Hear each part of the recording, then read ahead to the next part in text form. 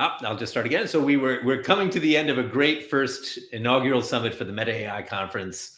The first time we've done this, and I want to again extend my incredible thanks to the Chopra Foundation, Dr. Deepak Chopra, Punacha Machai, who has been incredibly valuable in helping us put this all together, bringing these great minds to explore these deeper themes and contexts of where humanity is going to go.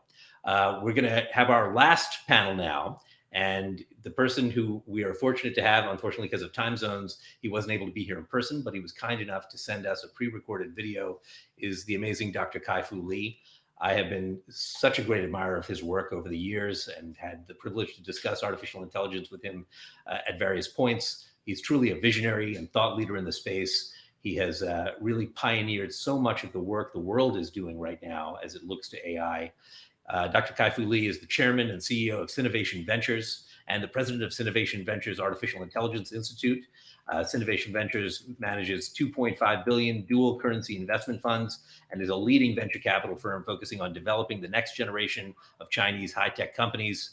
Prior to founding Sinovation in 2009, Dr. Lee was the president of Google China, and he's the author of selling books, including the international success AI Superpowers. He's truly an icon, and his work and his thoughts about the future of how we as human beings are going to experience work and what does that mean for us as AI kind of supplements many of the jobs that we see and creates new opportunities for all of us is something I think that we can all learn from. So please join me in watching this video. And once again, thank you for everyone who's been a part of this Meta AI Summit today. Hi, I'm Kai-Fu Lee of Sinovation Ventures. It's my pleasure today to talk to you about artificial intelligence, its growth, opportunities, and challenges, given how fast it's grown in the past. We're seeing that AI is making all kinds of headlines. We're seeing that AI has beaten the best human game players. AI has passed all kinds of exams, and AI has even been able to generate natural language in surprising intelligence. And finally, AI has conquered a 50-year-old biology grand challenge, protein folding. So how long will this continue? How many of the human capabilities will AI be able to take over? Or will AI and human work with each other symbiotically? Well, let's first look at how AI can essentially replicate human hands and feet. And that's really robotics working. And we've seen traditional robotics that have really robots on wheels that might say welcome, the pepper as a product, and products like that are kind of cute. But in the more recent 5 years, robotics have become real. Here are some examples you see. On the upper left is a soft robot hand that can pick up something like an egg yolk, even better than people. And then on the upper right is a giant robot that doesn't look like a robot because it's not humanoid, but it's really more like a laboratory. It's a fully automated, self-running laboratory that can be applied to something like COVID testing. And that can not only be safe because you don't have humans in the middle of laboratories playing with potentially toxic types of materials, and it's predictable. Humans make mistakes, robots like this kind don't, and also it works 24/7. So when you connect that to a scientist or to an iterative experiment, then you can do all kinds of experiments from a research end, or just test a bunch of patients on whether they have COVID or something else. So no longer will we need lab technicians. We'll have a much more effective, accurate, and lower cost mechanism to do that with robotics. The third example, lower left, is autonomous farming vehicles. These are harvesting cars that will drive in the farm and basically harvest apples or oranges or any fruit. And of course, drones can do the seeding and then the fertilizing and then spreading the insecticide. So farming is very rapidly becoming autonomous. The right-hand side, we see a autonomous loading vehicle or a forklift. We all know that in big warehouses, whether it's Amazon warehouse or a warehouse of a large company. There are people who need to move boxes around for things that are needed as packages or to ship within the company. But actually that is very routine and repetitive work within a constrained environment, much easier than autonomous driving. So we have a number of companies that have already built very powerful, inexpensive, predictable, again, 24/7 forklifts that work within the factory or the warehouse. Let's take a look at the second area, where AI using computer vision is replacing human eyes. And humans can see things through our eyes. A lot of our input comes from our eyes. So with a computer, with AI, we can have computer vision as an algorithm that takes pixels as an input and recognizes objects. So the input would be potentially through a camera, but it could also be camera and sensors. So here again are 4 examples of AI working with cameras and sensors, able to do things equal or better than human eyes. On the upper left is an apparel factory that uses AI to check all the shirts that it makes to make sure the color's correct and the labels are correct, the sizes are correct. So it saves about 80% to 90% of the human cost. At this point, you still need a human to straighten out the shirt before it's inspected, but that can be automated later as well. On the upper right, we see an electronic factory where AI is being used to check on blemishes or imperfections or mistakes on a phone. On the lower left is a similar case, but we're examining something much bigger, namely motor assembly. Again, checking for errors there or problems or things that might cause a potential safety issue in the future. And then on the lower right, we see AI reading lung scan, whether it's for COVID or cancer. Machines can recognize objects, including tumors, much more accurately than people. So with these tasks, they're all somewhat unnatural for people to do. They're not things that we learn to do as we grow up. Also, they can wear out people's sight and vision. So it's wonderful that AI can do it more accurately and more cheaply and more reliably. The third example is using AI to replace human brains. So before you get all scared about what that's going to do to all of us, this is actually only a very small part of human brains, only repetitive routine tasks. A lot of our brain is still a mystery to us. So here are 4 examples. On the upper left is AI being used in automated trading. Of course, you know that a lot of the human trading is already replaced by automatic trading and quantitative trading. But that's really not AI running. It's still largely the human brains that drives most of the trading behavior. For example, you or your fund manager. But we are seeing now AI is able to absorb so much more data than people, so that it can make decisions that people probably don't have enough data to make. So I think increasingly secondary market trades will be taken over more and more by artificial intelligence. On the upper right, you see RPA, robotic process automation. And what that is a smart computer algorithm that's installed on someone's computer who's doing a lot of routine work. So watches the worker on what the worker is doing. For example, if you're in the expense report department or the human resources department doing recruiting, you're probably replying routinely to people about their expense reports or about their job application. You're probably setting up payments for the payment processing or setting up interviews scheduling. All of that is very routine.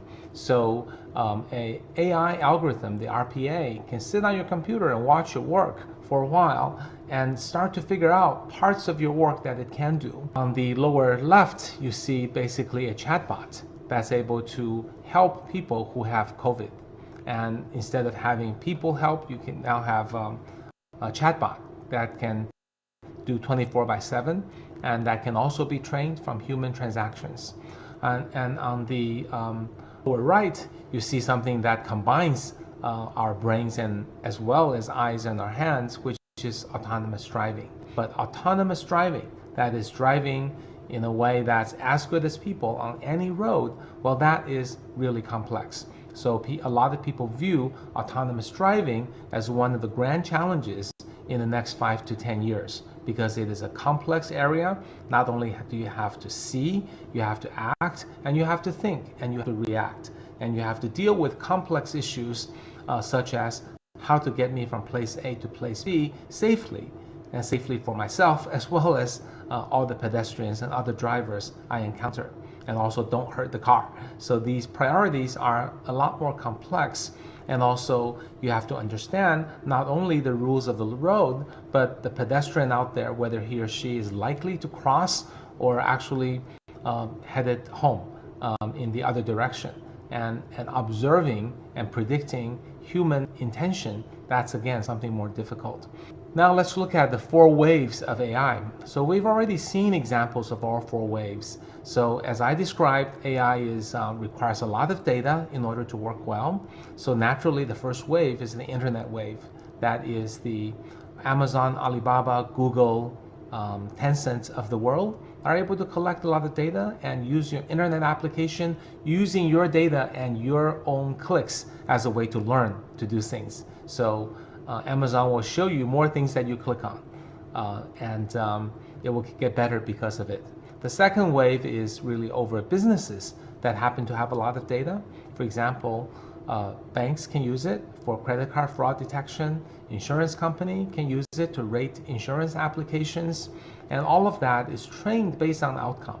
So if you know which are the fraudulent transactions, you can detect fraud. If you know which users have defaulted, you can detect likely defaulters. So if you have a lot of data, whether it's in public policy or public sector or education or healthcare or retail, all of that can be aggregated and used to make smart predictions. The third wave is called perception, and we've given examples of computer vision and computer speech. So understanding your environment, the ability to hear and see and recognize and understand. So that's something a lot of AI can do now. We see that even our phone has cameras and it has sensors, it has microphones, you can talk to it, it can see. So we're seeing that deployed in more and more situations so that our homes will become smart, our cities will become smart as sensors are spread everywhere. You've probably heard the term IoT, Internet of Things, and these are effectively sensors spread everywhere. In the past, IoT didn't quite take off, but now you can collect all the data and use AI to process the data, make sense out of it, make smart decisions, and I think that will cause all flowers to bloom in the area of perception. The final area is autonomous AI, and we've also seen some examples: robots, autonomous vehicles, smart forklifts, and cars, and arms. So that will continue to expand further and able to really take over a lot of the blue collar work. So you can see that these 4 waves are really impacting the industries under the 4 waves, and they will mature. The more data, the better they get, and all 4 waves will improve over the next decade or 2 and able to do a lot of things for us. So that brings us to a key question, which is, as AI becomes more and more powerful, trained by more data, what type of jobs might AI displace? So as we described, AI is going to first displace the repetitive jobs, and that's probably within the next 5 years. Then it will replace the more routine jobs. And then it will go after the optimizing jobs. Jobs that don't require deep thinking, but just requires checking a radiology picture, an MRI or CT, and determining whether someone has cancer or not. So that would be an optimizing job. What remains safe are jobs that are really complex, that require strategy, analytical thinking, reasoning across domains, common sense, and then jobs that are creative, jobs that requires you to come up with new ideas that no one has ever had before. And when we think about the AI taking over some of the jobs and tasks, it's really not just the blue collar. Many people think, oh, the factory worker, the assembly line, those will go first. Oh yes, those jobs are endangered, but the white collar jobs are also potentially endangered. I gave the example of robotic process automation. You can imagine if an HR department starts using that and it's being used for collecting resumes, and once that works well, some people are replaced, it can go on to do email communication with the candidates, it can set up the interviews, it can coordinate the feedback, it can help facilitate decision making, and even do an offer negotiation once it understands a candidate. So once HR departments uses AI for recruiting, then it can think about using AI for training, for orientation, for performance evaluation. And when HR departments use more and more AI, then other departments like finance, legal, marketing, sales, customer service, they will follow. So AI displacement will not be immediate. It will take some time for it to find an entry into a company. But once it goes in, technologies will spread.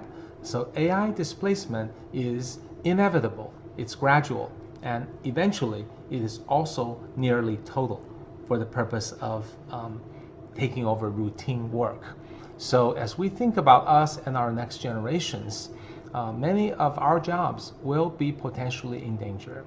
And also when we think about our children, also what are the hopes of their careers? How will they get educated? And if you have a 1-year-old, how do you envision their future?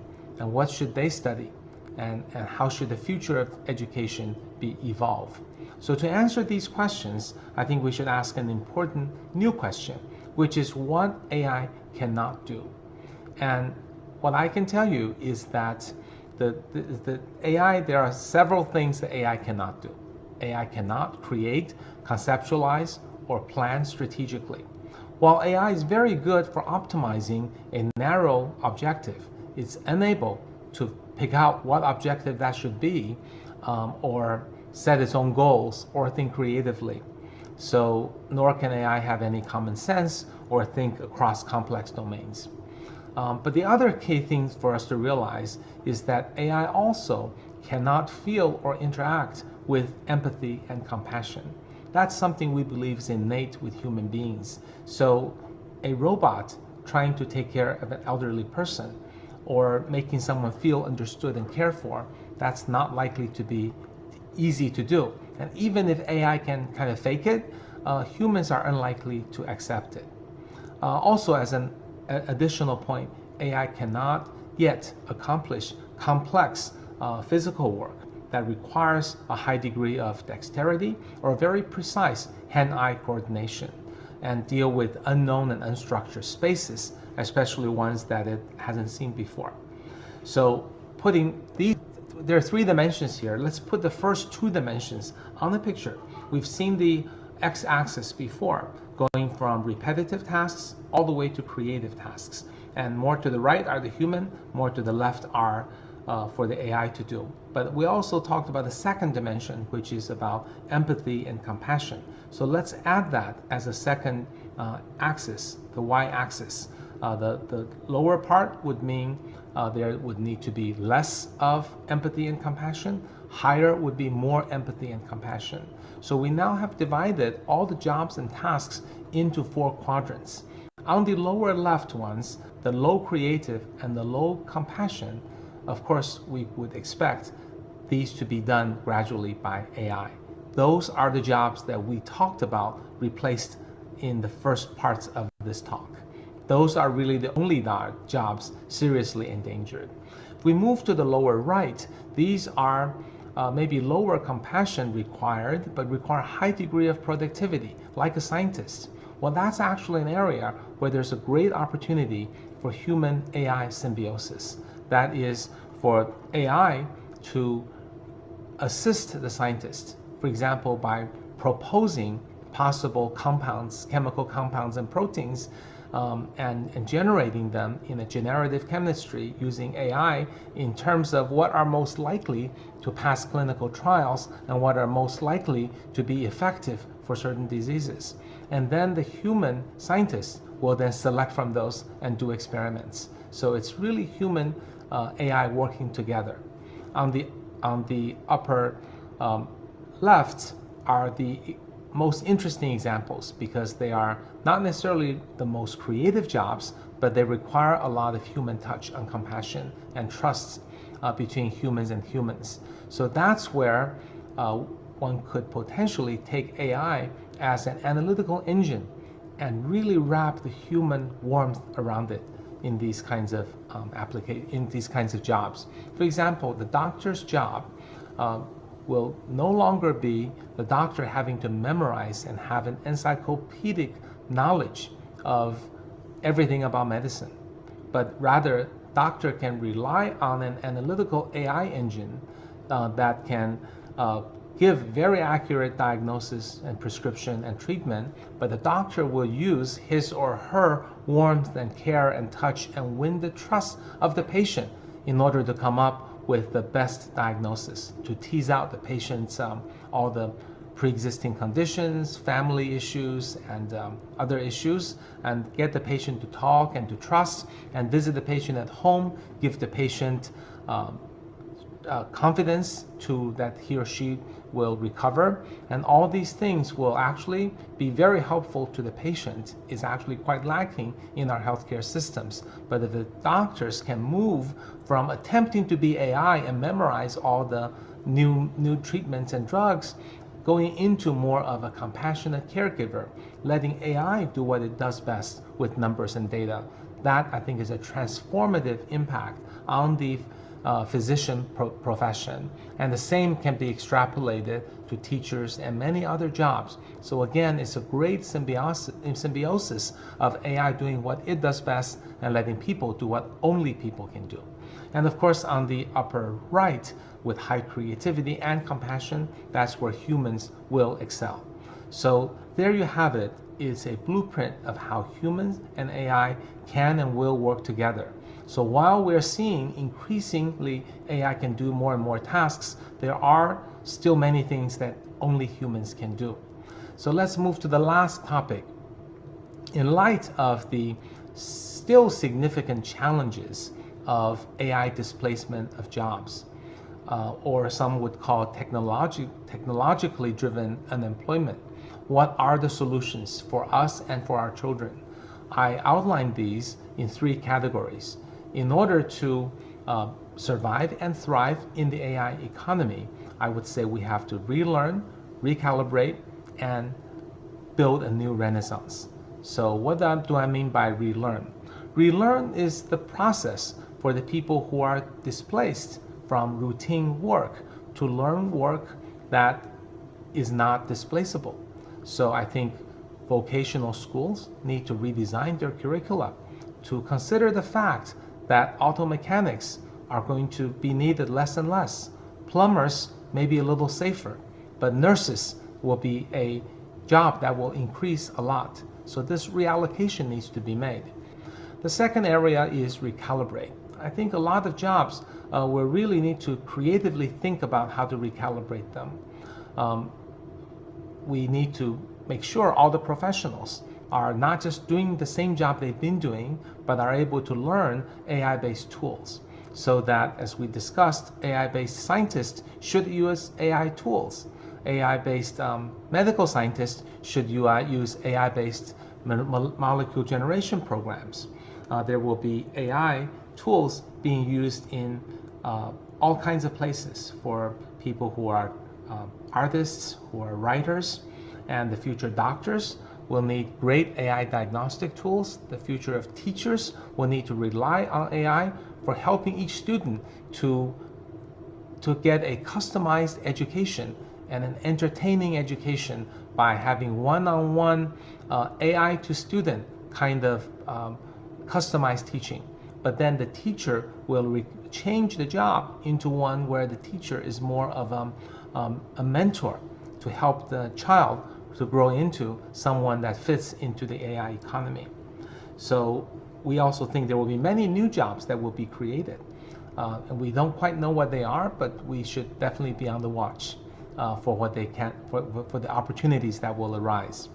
The last opportunities is the most fun. I call that Renaissance because it's really celebrating the human creativity, compassion, and humanity.